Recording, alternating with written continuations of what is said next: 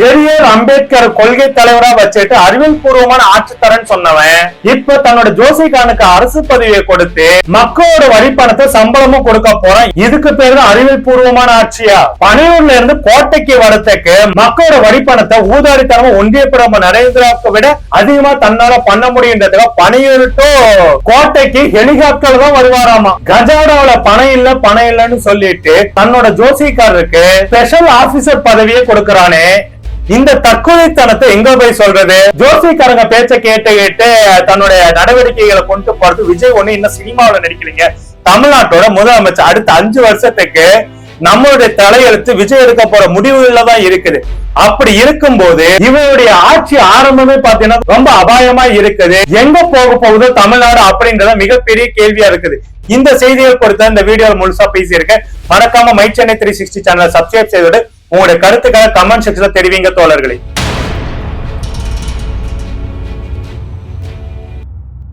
My Chennai 360 தோழர்களுக்கு வணக்கம். நான் உங்கள் கல்கி கோபிநாத். 2026 சட்டமன்ற தேர்தல் ஜெயிச்ச உடனே தற்போது தமிழ்நாட்டு முதலமைச்சராக பொறுப்பேற்ற விஜய் அவர்கள் பாத்தீங்கன்னாக்கா பதவி ஏற்பின் போது ஏகப்பட்ட பஞ்ச் டயலாக சினிமா ஸ்டைலே பேசி காட்டினாரு. கிட்டத்தட்ட பாத்தீங்கன்னா எல்லாருமே புலகாகிதான் பட்டாங்க. ஏன்னா ஒரு சினிமா நடிகனுக்கு வசனத்தை மனப்பாடம் பண்ணி டைலாக் எமோஷனலா டெலிவரி பண்றதுல பெரிய விஷயமா அதுக்கு போயிட்டு இன்னமும் மாஸ் பில்டப் எல்லாம் பாத்தீங்கன்னா இன்னமும் இந்த இன்ஸ்டா இன்ஃபுளுயன்ஸை வச்சுட்டு ரூட் மாஃபியா பண்ணிட்டு இருக்கிறாங்க.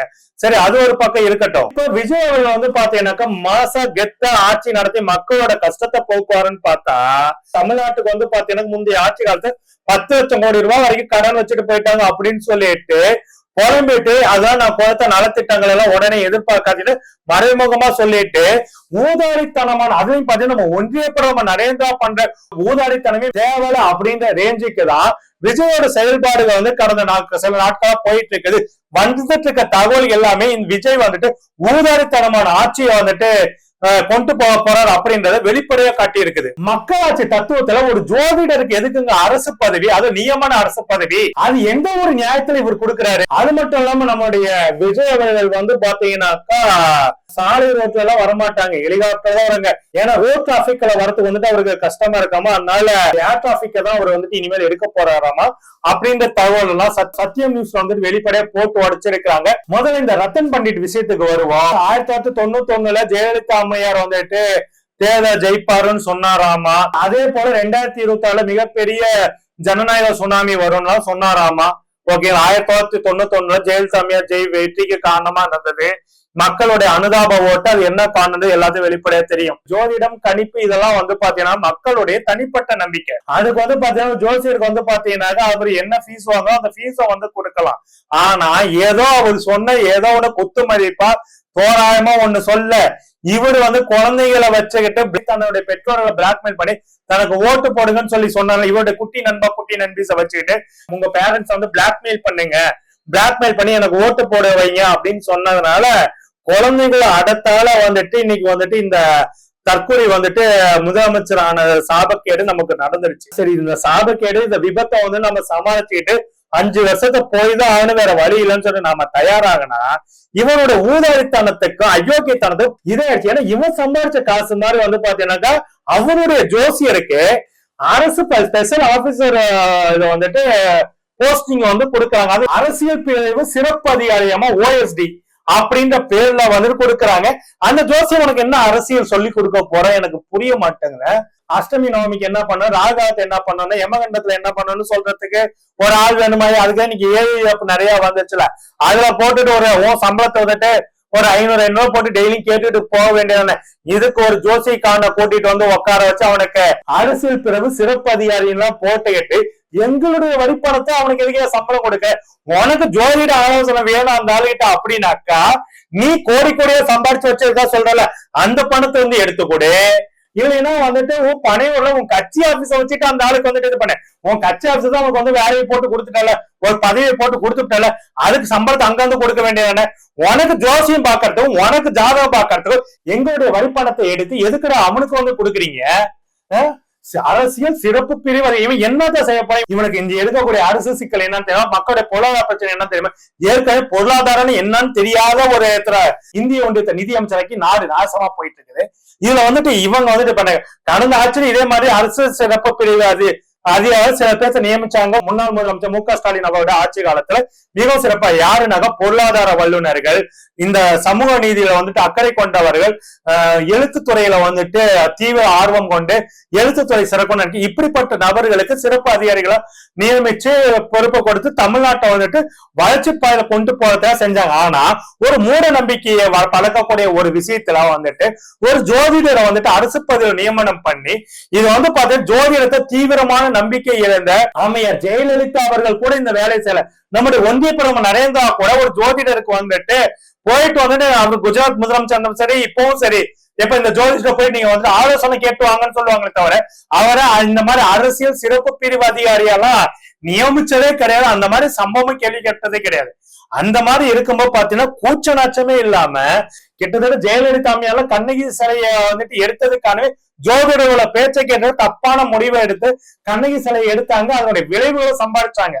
ஓகேங்களா? அப்படி இருக்கும்போது பாத்தீங்கன்னாக்கா அவங்க கூட வந்துட்டு தன்னோட ஆசை இந்த ரத்தன் பண்ணிட்டு அவங்களுக்கும் அந்த அம்மா தான் இவனை முதல்ல அடிச்சே வரட்டினாங்க. ஓகேங்களா? அந்த வரலாறுலாம் எல்லாத்துக்கும் தெரியும் இவனை எந்த அளவுக்கு ஜெயலலிதா அம்மையை அடிச்சு வரட்டினாங்கன்னு. அப்படி ஜெயலலிதா அம்மையை குப்பை அப்படின்னு சொல்லி தொடச்சி போட்டு தூக்கி எரிஞ்ச இந்த ரத்தன் பண்டிட்டை தான் இன்னைக்கு வந்து பாத்தீங்கன்னாக்கா விஜய் அவர்கள் அரசியல் சிறப்பு பிரிவு அதிகாரி. இதெல்லாம் என்ன கேடு கெட்ட தண்டா விஜய். இதுதான் முதலமைச்சருக்கு அழகா ஒரு தனிப்பட்ட ஜோசிகானுக்கா வந்துட்டு எங்களுடைய வரிப்பணத்தை எடுத்து சம்பளமா கொடுக்க போறே இது எந்த விதத்துல நியாயம்? வெக்கமா இல்லையா? இதுக்குதான் வந்து நீ அதிகப்படியான சம்பளத்தை விட்டுட்டு நீ வந்துட்டு அரசியலுக்கு வந்து முதலமைச்சர் ஆனது எங்களுடைய வரிப்பணத்தை இந்த மாதிரி ஜோசிகாரனுங்களுக்கு வாரி இறைக்கிறதுக்கா? அதுதான் எங்களுடைய கேள்வி. ஒருவேளை எதுக்காக நீ இப்ப இந்த ரத்தன் பண்டிட் வெற்றி வேலை வந்துட்டு நீ நியமனம் பண்ண? எந்த நேரத்துல எந்த ஃபைல கையெழுத்து போடணும்ன்றத அவன் குறிச்சு கொடுத்தாதான் நீ கையெழுத்து போடுவியா? அடுத்து வந்து பாத்தீங்கன்னா இந்த ஹெலிகாப்டர் கூத்து இருக்குல்லையா, அதை விட கடுமையா இருக்குது. பனையூர்ல இருந்துட்டு விஜய் அவர்கள் வந்துட்டு கோட்டைக்கு வரத்துக்கு சாதாரணமா தரைவழியில வரமாட்டாராமா. விஜய் அவர்கள் முதலமைச்சரா வேலை செய்யணும் அப்படின்னாக்கா நம்மளுடைய வரிப்பணம் வந்துட்டு கோடிக்கணக்கு வானத்துல கரைஞ்சு போகணும். அந்த மாதிரி வந்துட்டு செயல்பாடுகள் இருக்குது. இவர் தரைவழியில வந்துட்டு வரமாட்டாராமா. டிராபிக்கை வந்துட்டு சமாளிக்க முடியாது. பணியூர்ல இருந்து கோட்டைக்கு வரதுக்கு 1 மணி நேரம் 1.5 மணி நேரம் ஆகும்.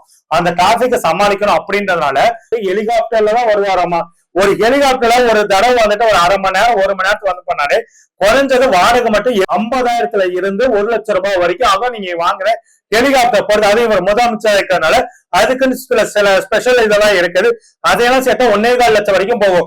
ஒரு நாளைக்கு குறைஞ்சது 1.5 லட்சம் வரைக்கும் கணக்கு போட்டீங்கன்னாக்க ஒரு மாசத்துக்கு 45 லட்சம் இவருடைய வந்து ஹெலிகாப்டர் டிராவலுக்கு மட்டுமே பண்ண போறாரு.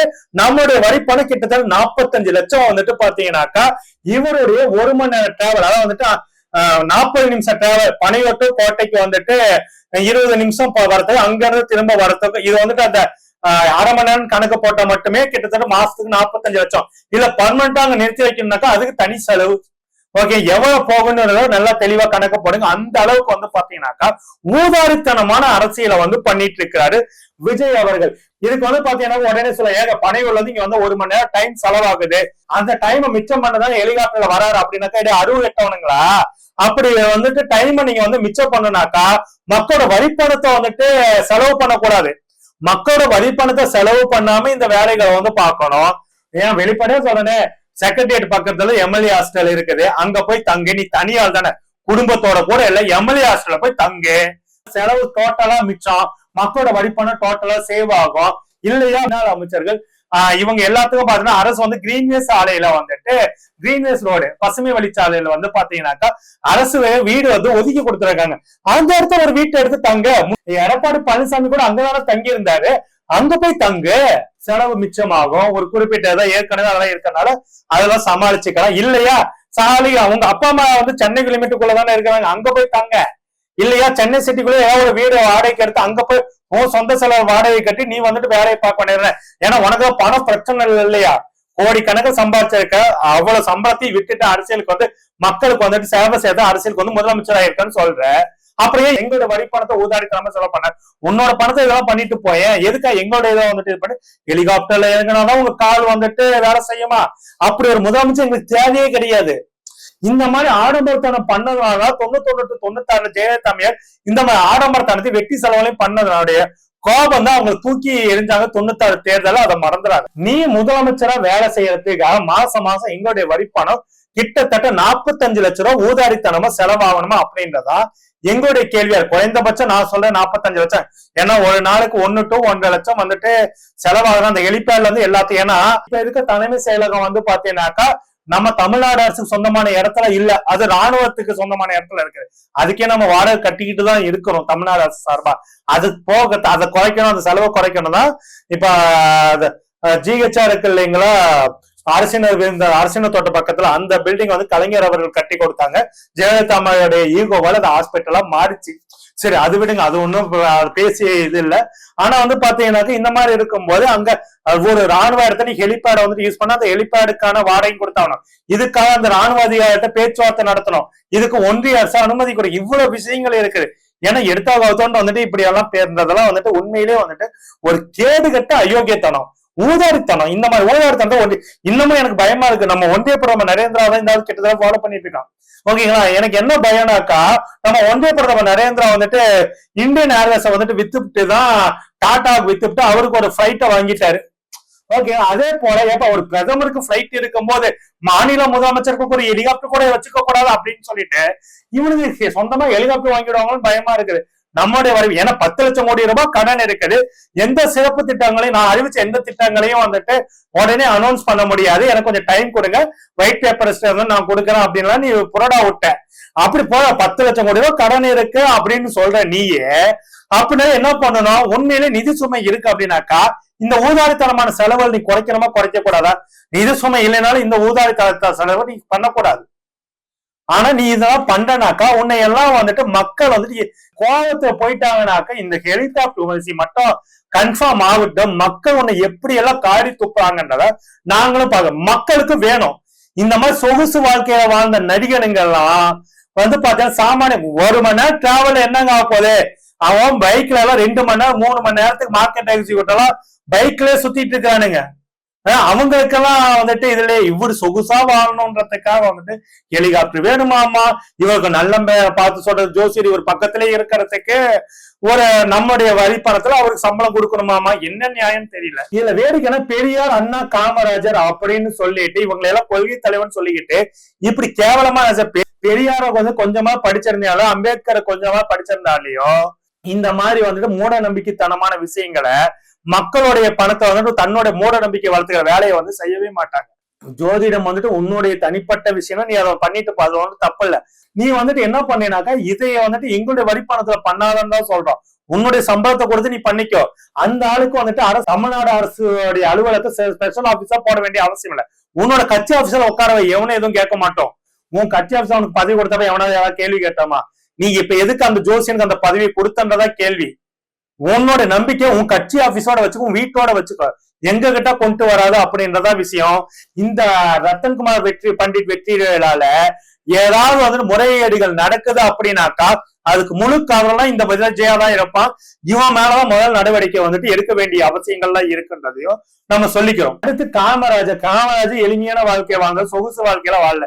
நீ மக்களுக்கு வந்து உண்மையை சேவை செய்ய வந்தனாக்கா உன்னுடைய சொத்துக்களை ஒரு ட்ரஸ்ட்டுக்கு எழுதி வச்சிரு.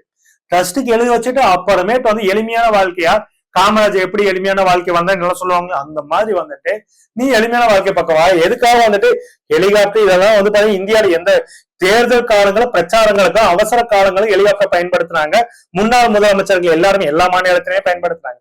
ஆனா வந்துட்டு போறதுக்கெல்லாம் ஹெலிகாப்டர் கேட்கல எந்த ஒரு நியாயம்டையோ என்னையா பண்ணிட்டு இருக்கிறீங்க. நமக்கு வந்துட்டு இன்னொரு முக்கியமான விஷயம் என்ன செக்ரட்டரி வந்தாக்கா இவருடைய வேலைகள் வந்து இந்த ரத்தன்குமார் பண்டிட்டோட வேலை வந்துட்டு அரசியல் பிரிவு சிறப்பு அதிகாரி அப்படின்ற பேர்ல வந்துட்டு அரசுக்கு வரக்கூடிய முக்கியமான கோப்புகள், ரகசிய கோப்புகள் எல்லாம் இவரும் இப்ப பார்வையிடக்கூடிய சூழல் ஏற்பட்டிருக்குது. இது வந்து பாத்தீங்கன்னா மிகப்பெரிய சட்ட விதி மீறலா இருக்கும். அதாவது ஒரு முதலமைச்சருக்கு வரக்கூடிய விஷயங்களை எல்லாம் இவர் மூக்க நுழைக்க முடியும். இப்ப அமைச்சர்களுக்கு வரக்கூடிய ரகசிய விஷயங்களை எல்லாம் இவர் மூக்க நுழைக்க முடியும். இவர் ஆலோசனை பேர்ல எல்லாத்தையும் தெரிஞ்சுக்கிட்டு வெளியில எங்கேயா இது வந்து பாத்தீங்கன்னாக்கா விஜய் அவர்களுக்கே கூட வந்துட்டு நாளைக்கு மிகப்பெரிய, ஏன்னா இந்த மாதிரி ஆட்களை எல்லாம் நம்ப கூடாது, மிகப்பெரிய ஆபத்தை கொண்டு போய் விடும் அப்படின்றதா சூழல். ஒரு தனிநபருக்கு குறிப்பாக வந்து பாத்தீங்கன்னாக்கா ஒரு ஜோதிடருக்கு அரசோட முக்கியமான கோப்புகள், ரகசிய கோப்புகளை பாக்குறதுக்கு முதல்ல அதிகாரம் இருக்கு. இது வந்து சட்ட விதிமீறல் இல்லையா? அந்த ரத்தன் வெற்றிவேல் பண்டிட் தான் நிழல் முதலமைச்சா இருந்துட்டு விஜய் வந்துட்டு கிட்டத்தட்ட இன்னொரு சசிகலா வந்துட்டு ஜெயலலிதா அம்மையாருக்கு எப்படி ஒரு சசிகலா, அதே போல விஜய் அவர்களுக்கு இவர் மாறிடுவாரோ அப்படின்ற சந்தேகமும் இருக்குது. மிஸ்டர் விஜய், மக்கள் உங்களுக்கு அதிகாரம் கொடுத்தது அவங்களோட கஷ்டத்தை தீப்பீங்க அப்படின்னு சொல்லிட்டு அவங்களோட குழந்தையோட அடத்துக்கான உங்களுக்கு அதிகாரத்தை கொடுத்திருக்காங்க. உங்களோட கஷ்டத்தை குறைச்சதை எளிகாட்டு வாங்கறதுக்கோ உங்களுடைய கெட்ட நேரம் என்னன்னு தெரிஞ்சுக்கிறதுக்காக ஜோசியருக்கு பதவி கொடுக்கறதுக்கோ இல்ல. செக்ரட்டரியேட் அப்படின்றது சினிமா செட் இல்ல அப்படின்றத முதல்ல புரிஞ்சுக்கோங்க. விஜய் அவர்களுடைய இந்த செயல்பாடுகள் குறித்து நீங்க என்ன நினைக்கிறீங்க அப்படின்றத மறக்காம கமெண்ட் செக்ஷன்ல தெரிவிங்க தோழர்களே. நன்றி, வணக்கம். தமிழக மக்கள் ரொம்ப தெளிவாதான் இருப்பாங்களே தவிர்த்து இது அயோத்தி மாதிரி ஆக்கலாமே, இதுல என்ன தவறுன்னு கேக்குறாருன்னா அப்ப அவர் எந்த அளவு இவருக்கு அறிவு இருக்கு நயினார் நாகேந்திரன் அவர்களுக்குன்னு இதுலயே மக்கள் தெளிவா புரிஞ்சிருப்பாங்க. அப்ப நீங்க என்ன சொல்ல வரீங்க? நேரடியா நாங்க அப்படிதான் பண்ணுவோம், நாங்க பிஜேபியை உள்ள நுழைக்கிறதுக்கு RSS மூலமா எல்லா காரியங்களையும் நாங்க இதெல்லாம் ஒரு சின்ன சின்ன சின்ன விஷயங்கள் அப்படியே குட்டி குட்டியா அரிச்சு அப்படியே பெரிய பூதாகரமா ஆக்கி அதுல ஒரு சந்தோஷப்படுறதுதான் பிஜேபியோட நோக்கம். என்னன்னா தமிழக மக்களுடைய நிம்மதியை கெடுக்கும்.